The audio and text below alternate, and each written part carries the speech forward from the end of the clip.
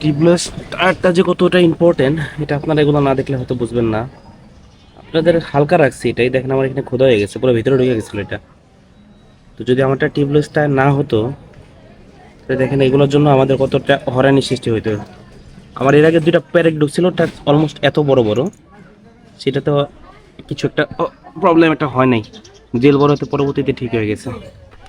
আসসালামু আলাইকুম এভরিওয়ান। তো আজকে কথা বলবো আর কি টায়ার নিয়ে, যেহেতু ইনফরমেশন রিলেটিভ ভিডিও করার ট্রাই করি।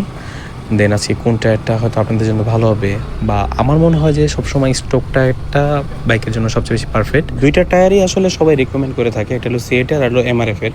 তবে আমি যেটা চালাচ্ছি মোনোটন জিক্সারে, সেটা হলো সিএফের যে টায়ারটা আছে, সেটা আসলে এক কথায় আমি অনেক স্লিপ কাটে চাকাটা, মানে আমি একটা বেটার পারফরমেন্স আমি ব্রেক ধরে আমি মূলত পাইনি। আমার কাছে মনে হচ্ছে যে এমআরএফের যে টায়ারটা আছে সেটা হয়তো আমাদের জন্য ভালো আর কি, কারণ ওইটা আমি দেখছি সিএফের টায়ারের তুলনামূলক একটু নরম হয়, যেটা নাকি আপনার ব্রেকিংয়ে আপনার আরও খুব বেশি কনফিডেন্স জায়গায় আর কি। আর যদি টেকসইয়ের কথা যদি বলি, দেখেন আমি অনেক বাইক ইউজ করছি, অনেকের ইউজার থেকে আমি মতামত নিয়েছি।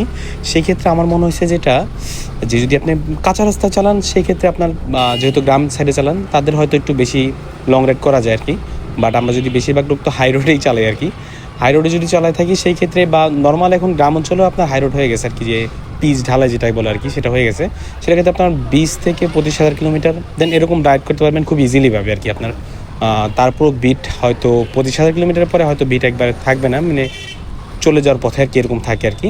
আর অল্প কিছু হয়তো কেউ টেনে টেনে চালায়, আর কেউ হয়তো চেঞ্জ করে আর কি। যদি চেঞ্জ করে যদি ব্রেকিং সিস্টেমটা কনফিডেন্স ট্রাই করতে চান, তাহলে আপনার মাস্ট বি টায়ার আপনার চেঞ্জ করতে হবে, না হলে হয়তো তো প্রপার ব্রেকিং সিস্টেমটা আপনি হয়তো পাবেন না আর কি। আর যেহেতু মনোটন বাইক চালাই আমি, তাই তো আমার চেঞ্জ করাটা খুবই মানে ইম্পর্টেন্ট আর কি, কারণ আমাদের পিছনে যেহেতু ডাম ব্রেক, দ্যাটস আমার চেঞ্জ করাটা ইম্পর্টেন্ট। তাই টায়ার সম্পর্কে ভালো মতো জেনে আপনাদের একটা ইনফরমেশন দেওয়ার ট্রাই করলাম। আমাদের ভিডিওটা যদি আপনার উপকার মনে হয় অবশ্যই সাবস্ক্রাইব করতে ভুলবেন না। আল্লাহ হাফেজ সবাই।